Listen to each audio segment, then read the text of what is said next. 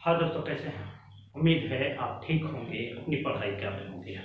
मैं मोहम्मद मुख्तार आपका मैं अपने YouTube चैनल सुगम सरगम पर स्वागत करता हूँ। आइए दोस्तों, आज हम इस वीडियो में भारत की प्रमुख नदियों और उनके उद्गम स्थल के बारे में जानने वाले हैं, क्योंकि इस तरह के प्रश्न अक्सर परीक्षाओं में पूछे जाते हैं। नदियों पर तो मैंने पिछले लगातार जो 3-4 वीडियो मैंने अपलोड किया है, उन पर मैंने विस्तार से अध्ययन प्रस्तुत किया है। आई होप कि आपने वो वीडियो देखा होगा। अगर आपने नहीं देखा है तो आपसे निवेदन है कि इस वीडियो को देखने से पहले आप उन 3-4 वीडियो को देखिए, जिससे कि आपको हर एंगल से जो जो भी प्रश्न बनता है उनको आप कहानी की तरह समझ पाएंगे। फिर भी मैं उन 2-4 वीडियो का लिंक मैं इस वीडियो के डिस्क्रिप्शन में डाल दूंगा। आपसे ये कह देना चाहता हूं कि नदी की उत्पत्ति से रिलेटेड अगर प्रश्न पूछा जाता है तो इन वीडियो में मैं उन सारी नदियों को कवर करने का प्रयास करूंगा। ठीक है दोस्तों, खासकर नदियों पर जो प्रश्न पूछा जाता है, नदी की उत्पत्ति का स्थान पूछ देगा, उनका राज्य पूछ देगा, किस राज्य में है, अगर वो देश है भारत के बाहर के देश से अगर उनका आगमन अपने देश में होता है तो वो देश पूछ देगा। तो किसी भी तरह से पूछेगा, घबराइएगा नहीं, बल्कि आप, मुझे पूर्ण विश्वास है कि अगर आपने वीडियो देखा होगा तो आप पूरी तरह लाभान्वित हुए होंगे। ठीक है दोस्तों, तो आइए स्टार्ट करते हैं। इसमें हम नदी, उसका उद्गम स्थल और देश या राज्य का नाम जानने वाले हैं। तो बिना समय गवाए आइए हम स्टार्ट करते हैं एक एक करके, जो भारत की प्रमुख नदियां हैं। ठीक है, हेडिंग आप देख पा रहे हैं, भारत की प्रमुख नदियां और उसका उद्गम स्थल। यहां तक कोई दिक्कत नहीं। आइए पहला हम जो उठाते हैं, सिंधु नदी। आपसे निवेदन है कि कलम और कॉपी भी साथ में रखिए, क्योंकि बहुत सी बातें मैं मौके भी बताऊंगा, आपको रिपीट हो जाएगा, रिवीजन हो जाएगा। जैसे सिंधु नदी क्या है? भारत में हिमालय के अंतर्गत सबसे पश्चिम में बहने वाली नदी है। यह आपसे पूछ देगा कि भारत में हिमालय के सबसे पश्चिम में बहने वाली नदी कौन सी है? वो नदी है सिंधु नदी, जो आप सिंधु वाले जो चैप्टर में आपने विस्तार से देखा है। तो ऐसे सिंधु का उद्गम स्थल अगर पूछ दे, यहाँ पे कंफ्यूजन मत होइएगा, कई तरह से जवाब दिया जाता है। जैसे मैंने उस वीडियो में बताया था, तिब्बत के कैलाश पर्वत के मानसरोवर झील के निकट एक हिमनद है, बोखरचू हिमनद, वहां से सिंधु नदी का जन्म होता है। तो उद्गम स्थल बताने में जल्दीबाजी नहीं करना है, बल्कि प्रश्न पहले अच्छी तरह से समझना है, फिर जवाब देने का प्रयास करना है। ठीक है, अब बोखरचू हिमनद मैंने बता दिया, हिमनद जहां से इनका जन्म होता है। अगर आपसे पर्वत पूछ दे तो क्या बताएंगे? कैलाश पर्वत। और अगर देश पूछ दे तो क्या बताएंगे? तिब्बत। ठीक है, क्लियर हो गया। सिंधु नदी का जन्म कहां से होता है? मानसरोवर झील के निकट से होता है, बोखरचू हिमनद से होता है। यहां तक कोई दिक्कत नहीं। ठीक है, दूसरा, सिंधु की सहायक नदी सतलज है, और सतलज का उद्गम स्थल कहां से होता है? सतलज का जन्म होता है राकसताल झील से, जो कि वो भी मानसरोवर झील पर ही स्थित है, और वो तिब्बत का एरिया है। और सतलज नदी का क्लियर हो गया, इनका जन्म कहां से होता है? राकसताल। अब 100 को यदि तोड़ेंगे, माइंड में सेट कर लीजिए, सतलज को तोड़ेंगे तो राह हो जाता है, बीच वाला हिस्सा अगर हम हटाएंगे तो राह हो जाता है। सतलज राकस, सतलज राकस, इस तरह अगर आप करेंगे तो 2-4 बार रिपीट करने से हो जाएगा। ऐसे भी आप सिर्फ शांति से पढ़ लीजिए, आई होप कि आपको 70% माइंड में सेट हो जाएगा। ठीक है, तो सतलज नदी का जन्म कहां से हुआ? राकसताल झील से। यहां तक कोई दिक्कत नहीं। ठीक है, अब आइए आगे बढ़ते हैं। आगे है व्यास नदी, जिसको पौराणिक समय में विपाशा नदी कहा जाता था। उसका उद्गम स्थल कहां से होता है? सिंधु की 5 सहायक नदियां हैं दोस्तों, 5 प्रमुख सहायक नदियां हैं जो इसमें हम देखने वाले हैं। सतलज, व्यास, रावी, चेनाब और झेलम, ये 5 प्रमुख सहायक नदियां हैं। इसका उद्गम स्थल आराम से, ये भी भारत के बाहर से निकलती है। कहां से आती है ये दोनों? तिब्बत से। ठीक है दोस्तों, तिब्बत से आती है। व्यास यानी विपाशा नदी का जन्म कहां से होता है? रोहतांग दर्रा से होता है। कहां से होता है? रोहतांग दर्रा से। और रोहतांग दर्रा कहां है? जान लीजिए, हिमाचल प्रदेश में। कहां पे है? हिमाचल प्रदेश में। ठीक है, अगर राज्य पूछ दे तो हिमाचल प्रदेश। उसी तरह रावी का जन्म रोहतांग दर्रा से होता है। सिंधु वाले चैप्टर में आपने देखा था कि रोहतांग दर्रा के निकट से 2 नदी का जन्म होता है।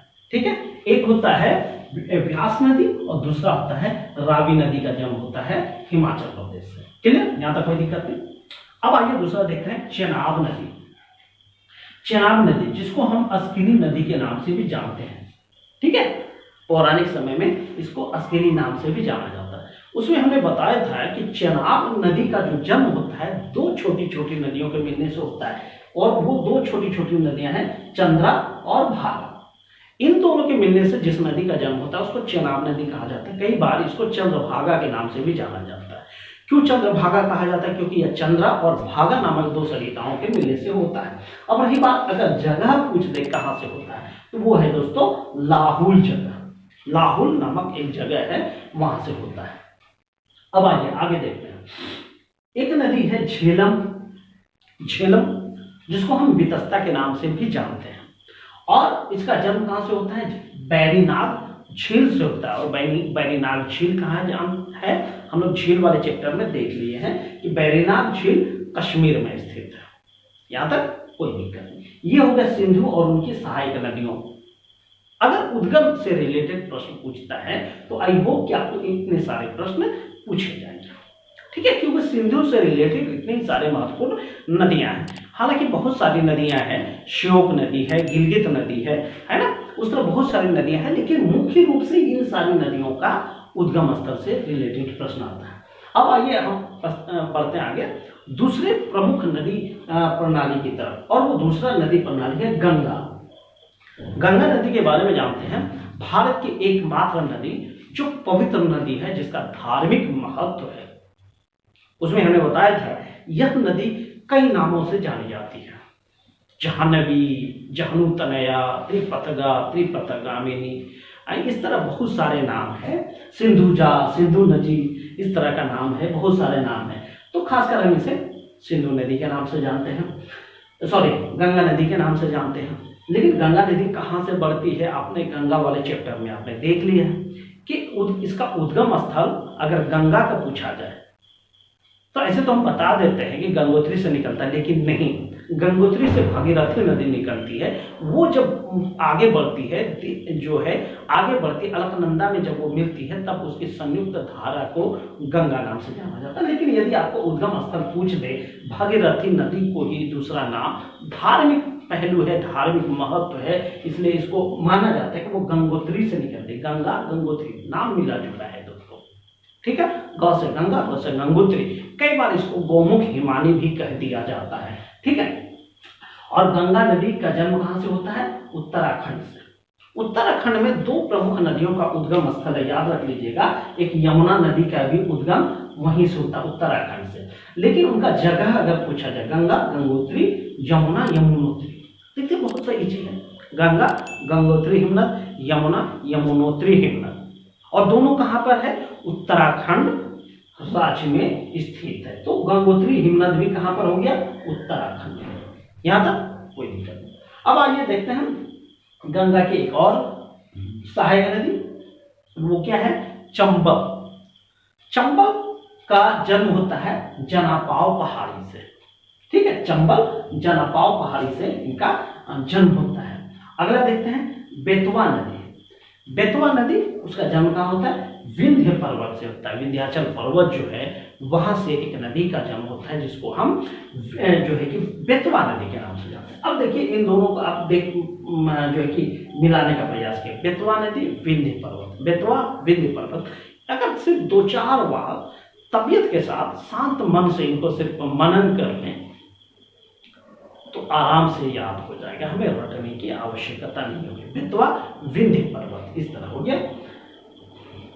और विंध्य पर्वत कहाँ है? एमपी में है, मध्य प्रदेश में है, ठीक है। अब आगे पढ़ते हैं केन। केन नदी का जन्म कहां से होता है? कैमूर पहाड़ी से। देख रहे बहुत मतलब कॉमन सा है नाम, केन कैमूर पहाड़ी से। और कैमूर पहाड़ी कहां पर स्थित है? एमपी में, ठीक है, यहां तक कोई दिक्कत नहीं। आगे बढ़ते हैं। एक नदी है पेन्नार नदी। पेन्नार, और उसका है जहां से वो जन्म लेता है पेन्नार, चेन्ना केशव पहाड़ी। कहां से होता है? चेन्ना केशव पहाड़ी, और वो है कर्नाटक में। यह नदी अरब सागर में मिलने वाली नदी है, ठीक है दोस्तों। यह नदी अरब सागर में जाकर मिलती है। चूँकि कर्नाटक से ये जन्म लेती है और वो उधर बढ़ जाती है पश्चिम बंगाल की बंगाल की खाड़ी की तरफ बढ़ जाती है और वहाँ जाकर इनका विसर्जन हो जाता है। तो चेन्ना आप पेन्ना आप देख रहे हैं कि इसमें डबल नो है और यहाँ पे डबल नो है, पेन्ना चेन्ना। इस तरह आप इनको 2-4 बार अगर रिपीट करेंगे, पेन्ना चेन्ना इस तरह करेंगे तो याद हो जाएगा। तो पेन्नार नदी का उद्गम कहाँ से हुआ है? चेन्ना केशव पहाड़ी से। ठीक है, अब आइए आगे बढ़ते हैं। अब ताप्ती नदी देखते हैं। ताप्ती नदी का जन्म कहाँ से होता है? अब देखिए, आपको अफवाह तंत्र में जब हमको आई होप कि याद है कि जब नदियों पर मैंने पहला वीडियो दिया था तो उसमें हमने बताया था कि बीच भारत से होकर जो गुजरती है, एक नर्मदा और एक तापी नदी बीच भारत से होकर गुजरती है ना। एक तरह से नर्मदा नदी जो है कि उत्तर भारत और दक्षिण भारत को बांटने का प्रयास करती है और नर्मदा नदी के समानांतर ही एक नदी बहती है जिसको हम तापी नदी के नाम से जानते हैं। और वो नदी भी कहाँ से निकलती है? मुल्ताई नामक जगह से निकलती है। ठीक है, ताप्ती मुल्ताई, तापी मुल्ताई, इस तरह आप पढ़ सकते हैं कि इसका कहाँ से निकलता है। उस नगर का नाम है मुल्ताई नगर जहां से इनका जन्म होता है और वो कहाँ है? एमपी में। ठीक है, अब आइए आगे बढ़ते हैं। साबरमती नदी है। अब देखिए, याद कीजिए महात्मा गांधी के बारे में आपको जब इतिहास के विद्यार्थी हैं तो महात्मा गांधी को कई बार साबरमती के संत एक कविता भी आया था या फिर कहीं गाना, आई होप कि पूरी तरह याद है कि वो कविता था या गाना था, लेकिन एक कहा जाता है साबरमती के संत तूने कर दिया कमाल, इस तरह का कोई एक लाइन याद आ रहा है, वो कहा गया है। तो साबरमती के संत, तो साबरमती का जन्म कहाँ से हो रहा है? अरावली पहाड़ी से हो रहा है। अरावली पहाड़ी कहाँ है? देख पा रहे हैं कि वो राजस्थान वाले एरिया में लास्ट हो रहा है अरावली पहाड़ी। ठीक है, दिल्ली से लेकर राजस्थान वाले एरिया में बहती है। तो साबरमती नदी अरावली पहाड़ी से निकलती है और अरावली पहाड़ी कहाँ है? राजस्थान में स्थित है। यहां तक कोई दिक्कत नहीं। अब आगे बढ़ते हैं, पूर्वोत्तर भारत की तरफ चलते हैं। तिब्बत से 3 प्रमुख नदी का जन्म हो रहा है। सिंधु नदी आ गई, दूसरा सतलज नदी आ गई और एक पूरब की तरफ बहने वाली नदी, जब आपने ब्रह्मपुत्र वाला चैप्टर देखा होगा, वो वीडियो आपने देखा होगा, तो हिमालय के समानांतर 1100 किलोमीटर बहती है और तिब्बत में वह 1200 किलोमीटर बहने वाली नदी पूरब दिशा की ओर बढ़ती है और वो नदी है ब्रह्मपुत्र नदी। ब्रह्मपुत्र इसका नाम पड़ता है असम में। ठीक है, और वहां पे इस तरह आपने देखा होगा, आपसे निवेदन है कि प्लेलिस्ट में वो वीडियो है ब्रह्मपुत्र नदी पर, देखिए बड़ा मजेदार है, बड़ा इंटरेस्टिंग है, आपको आराम से याद हो जाएगा। ऐसे भी मैं लिंक इस वीडियो के डिस्क्रिप्शन में डाल ही दूंगा, देख लीजिएगा। तो ब्रह्मपुत्र नदी का जन्म कहां से हो रहा है? चेमायुंगडुंग हिमनद है, तिब्बत में ही, जो है कि कैलाश पर्वत पर ही चेमायुंगडुंग हिमनद, आराम से याद कीजिए। सिंधु नदी का जन्म कहां से हो रहा है? देख रहे हैं, गोखरचू हिमनद से। ब्रह्मपुत्र नदी का जन्म कहां से हो रहा है? चेमायुंगडुंग हिमनद से। सतलज नदी का जन्म कहां से हो रहा है? राकसताल झील से। तो इस तरह दोस्तों आराम से हो जा रहा है कि तिब्बत में बड़ा धैर्य रखिएगा, बड़ा कंफ्यूजन से बचने का प्रयास कीजिएगा और सोच समझ के जवाब दीजिएगा। एक जो है कि 1 सेकंड की जगह 2 सेकंड लीजिए, 3 सेकंड लीजिए, 5 सेकंड लीजिए, लेकिन सही जवाब देने का प्रयास कीजिए। आइए आगे देखते हैं। एक नदी है तमसा नदी।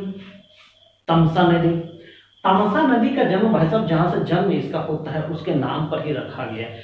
तमसा कुंड है एमपी में, मध्य प्रदेश में एक जगह है तमसा कुंड, वहां से जिस नदी का जन्म हो रहा है उसको उसी के नाम से तमसा नदी से, तमसा कुंड से जन्म लेने वाले नदी को तमसा नदी के नाम से जाना जाता है। लेकिन यहाँ पे थोड़ा सा धैर्य रखिएगा कि इस कुंड में तालब शो लगा है और यहाँ नदी के नाम में दंत सो लगा है, तो ये सब चीजें ध्यान रखिएगा हिंदी साहित्य के अगर आप विद्यार्थी हैं तो। अगला देखिए, शारदा नदी। शारदा नदी का जन्म कहाँ से होता है? वो है मिलान हिमनद से। कहाँ से? मिलान हिमनद से, और वो भी तिब्बत में स्थित है। तो वो इसलिए आपने देखा होगा कि हिमालय वाला एरिया जो भारत का उत्तरी एरिया है वो अपेक्षाकृत ऊंचा है। वहां से जो नदियां आती वो दक्षिण की तरफ या फिर कहीं पूरब की तरफ या पश्चिम की तरफ बहती हैं। तो तिब्बत तो हिमालय वाला एरिया है, वो बहुत से जो है कि पर्वत श्रेणियां हैं, बड़ी बड़ी पर्वत श्रेणियां हैं। जैसे भारत के एरिया में काराकोरम 2 पर्वत श्रेणी है जो 8600 मीटर से भी अधिक ऊंचा है। वहीं जब आप नेपाल में जाते हैं तो विश्व का सबसे ऊंचा पर्वत श्रेणी है, 8000 मीटर से भी ज्यादा ऊंचा पर्वत श्रेणी है, माउंट एवरेस्ट जिसे आप जानते हैं, है ना। तो इस तरह आपने देखा कि हिमालय वाला एरिया जो है, पहाड़ पर्वतीय एरिया जो है, उसमें बहुत सारे ऊंचे ऊंचे पर्वत श्रेणियां हैं, वहां से छोटी बड़ी बहुत सारी नदियां निकलती रहती। अपोह वाले चैप्टर में ही हमने बताया था कि भारत में छोटी बड़ी लगभग 4000 या उससे भी ज्यादा नदियां बहती है, लेकिन सबको याद करना आवश्यक नहीं है। प्रमुख प्रमुख नदियों को हमें देखना है परीक्षा के दृष्टिकोण से, ठीक है। शारदा नदी का जन्म कहां से हो गया? मिलान हिमनद से हो गया, और वो कहां पर स्थित है? तिब्बत में। अब आइए दूसरा देखते हैं, जो गंगा की ही सहायक नदियां हैं। जब गंगा नदी जो है कि उत्तर प्रदेश और बिहार के बॉर्डर की तरफ पहुंचता है, यानी उत्तर प्रदेश से बहते हुए बिहार की तरफ आती है, तो नेपाल से होते हुए कई सारी नदियां गंगा में मिलती है। लेकिन हमने बताया था कि नेपाल से रिलेटेड 3 प्रमुख नदियों को देखेंगे। पूरब से बहने वाली नदी, मतलब पूर्वी नेपाल से आने वाली नदी, मध्य नेपाल से आने वाली नदी, और जो है कि पश्चिमी नेपाल से आने वाली नदी। इस तरह आपने देखना है, ठीक है। उसी में यह शारदा नदी है, घाघरा नदी इस तरह आकर मिलती है, ठीक है। शारदा नदी के बारे में जान लीजिए, ठीक है। ये बहुत हद तक नेपाल और उत्तराखंड के बीच सीमा बनाता है, ठीक है। अब आइए आते हैं, शारदा नदी आगे जाकर घाघरा नदी में मिल जाती है। जब आपने मैप में गंगा नदी वाले अध्याय में देखा होगा, शारदा नदी आगे जाके घाघरा नदी में मिल जाती है, फिर वो आगे जाकर मिलती है गंगा में, ठीक है। तो घाघरा नदी का जन्म कहां से होता है? माचा चुंग हिमनद से होती है, और वो भी कहां पर है? तिब्बत में स्थित है, ठीक है। अब आइए आगे, दूसरी नदी कहां है? गोमती नदी, ठीक है। गोमती नदी वो कहां से निकलती है? पीलीभीत जनपद से। पीलीभीत जनपद उत्तर प्रदेश का एक जिला है पीलीभीत, वहां से एक नदी का जन्म होता है, गोमती नदी। और कहां हो गया वो? उत्तर प्रदेश में। राज्य अगर पूछे क्या बताएंगे आप? यूपी, उत्तर प्रदेश से, ठीक है। अब आइए, एक नदी है रामगंगा नदी। रामगंगा नदी, उसका जन्म होता है नैनीताल से। तो थोड़ा सा इनको ट्रिक क्रिएट कीजिए, राम तेरी गंगा मेले, राम तेरी गंगा मेले। तो इस तरह अगर तेरी शब्द आता है, रामताल या नैनीताल, इस तरह कुछ अगर माइंड में क्रिएट करेंगे तो आराम से याद हो जाएगा। तो रामगंगा का जन्म कहां से हो रहा है? नैनीताल के निकट से हो रहा है। नैनीताल एक बहुत फेमस जगह है जहां पर टूरिस्ट हर साल जाते हैं, हमें आपको भी जाना चाहिए, बहुत अच्छी जगह है, ठीक है। तो रामगंगा नदी का जन्म नैनीताल के निकट से हो रहा है, और वो उत्तर प्रदेश में स्थित है, ठीक है। अब दूसरी नदी हम लेते हैं, गंडक नदी।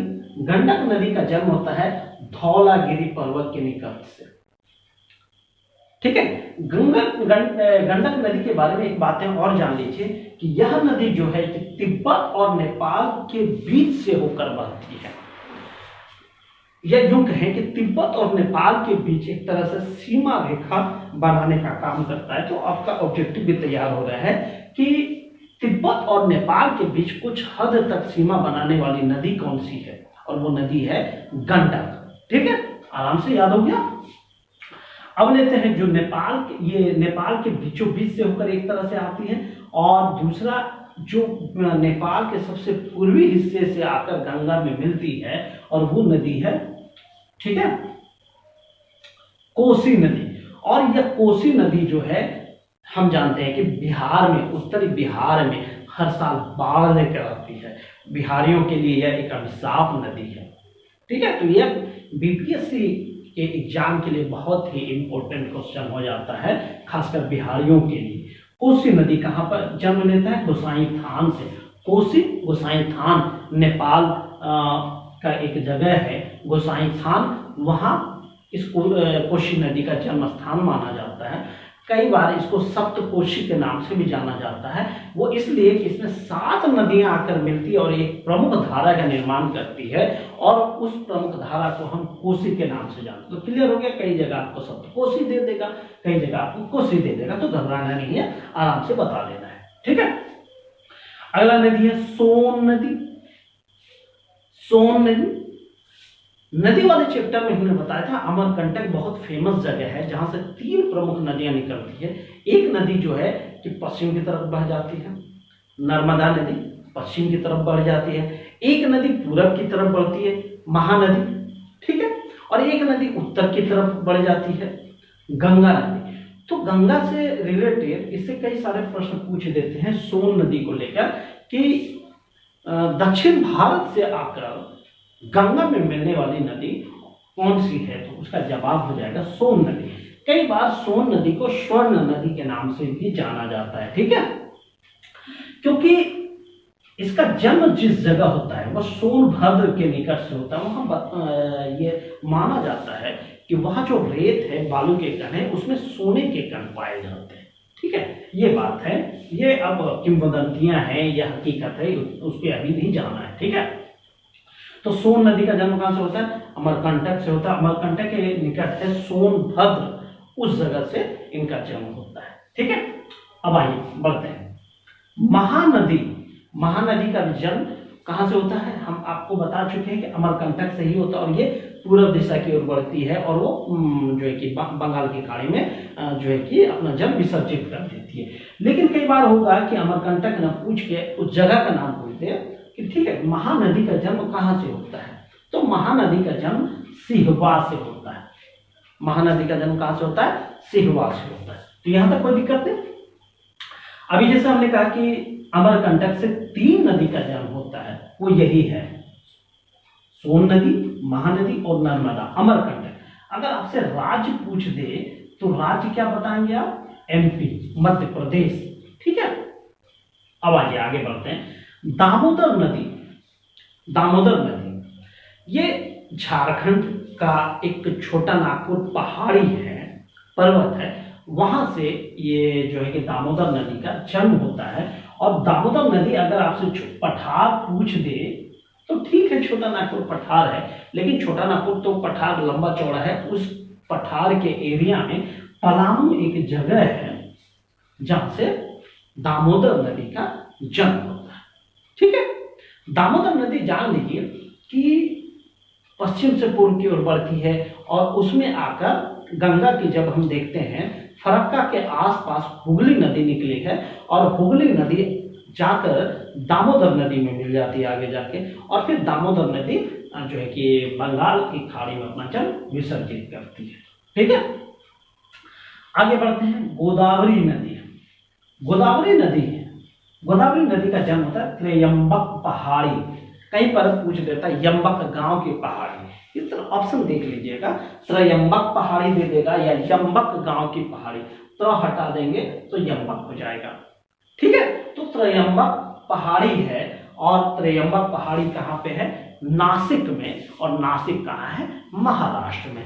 तो क्लियर हो जाएगा, गोदावरी कहाँ पे है? नासिक या महाराष्ट्र, बोल दीजिए चलेगा। तो इस तरह क्लियर हो गया। कृष्णा नदी, कृष्णा नदी का जन्म कहां से होता है? महाबलेश्वर, पश्चिमी घाट का एरिया महाबलेश्वर है, वहां से कृष्णा नदी का जन्म होता है।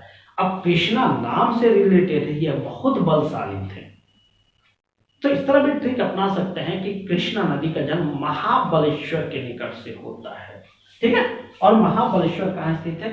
पश्चिमी घाट में। पूर्वी घाट और पश्चिमी घाट आपने पढ़ लिया है, प्लेलिस्ट में है, बहुत पहले हम ये वीडियो अपलोड कर चुके हैं घाट से रिलेटेड। अब आइए अगली नदी है कावेरी नदी। कावेरी नदी का जन्म कहां से होता है? ब्रह्मगिरी से। कावेरी नदी कहां से जन्म लेता है? ब्रह्मगिरी से। ठीक है, ब्रह्मगिरी पहाड़ी से होता है। ब्रह्मगिरी पहाड़ी कहाँ है? यह कर्नाटक में स्थित है। और लास्ट में माही नदी। माही नदी बहुत फेमस नदी है, इस पर जो है कि वर्ल्ड ज्योग्राफी में भी इसका नाम है। पहले तो जान लेते हैं माही नदी का जन्म कहां से होता है? मेहद झील के निकट से इनका जन्म होता है। मेहर झील एमपी में है। इसके बारे में जान लीजिए कि कर्क रेखा को 2 बार काटने वाली विश्व की एकमात्र नदी है, वो है माही नदी। और माही नदी भारत में बहती है, ठीक है। और वो गुजरात के निकट जहां से नर्मदा और तापी नदी अरब सागर में जल विसर्जित करती है, वहीं माही नदी भी अपना जल विसर्जित करती है। तो क्लियर हो गया। बहुत छोटा नाम है, माही शब्द बहुत छोटा है, लेकिन ये वर्ल्ड फेमस नदी है। क्लियर हो गया कई बातें कि माही नदी का जन्म कहां से होता है? मेहर पहाड़ी से। मेहर पहाड़ी कहाँ है भैया? एमपी में, मध्य प्रदेश में है। मध्य क्लियर हो रहा है। और माही नदी कर्क रेखा को 2 बार काटने वाली विश्व की एकमात्र नदी है। तो आई होप कि दोस्तों अगर भारत की नदी और उनके उद्गम स्थल से रिलेटेड कोई प्रश्न पूछता है तो आई होप कि आपको इतने सारे नामों में से ही कोई एक नाम रहेगा। वीडियो आपको देखकर कैसा लगा कमेंट बॉक्स में जरूर बताइएगा। अगर आप हमारे चैनल पर नए हैं तो प्लीज इस चैनल को सब्सक्राइब कीजिए। और ये हमारी मुहिम है, इस मुहिम का आप हिस्सा बनिए। जितना ज्यादा से ज्यादा लोगों तक इसे प्रसारित कर सकते हैं प्रसारित कीजिए, अपने दोस्तों तक इसे शेयर कीजिए। क्योंकि मेरी कोशिश है कि डिजिटल माध्यम से आपको घर बैठे परीक्षा की संपूर्ण तैयारी हम आराम से करा सके, ये मेरे जीवन का सपना है। और कई बार मैं कह चुका हूं कि मेरे इस मेहनत से अगर कोई एक व्यक्ति भी सफल होता है तो मैं अपने जीवन को धन्य मानूंगा।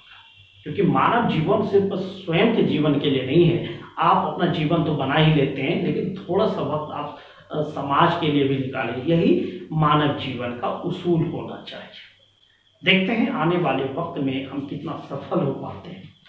और आप अपनी तैयारी पूरी कीजिए, पढ़ाई में दिल लगाइए, ताकि आप अपने माता पिता के सपनों को पंख दे सकें। इसी उम्मीद के साथ थैंक यू। जय हिंद, जय भारत।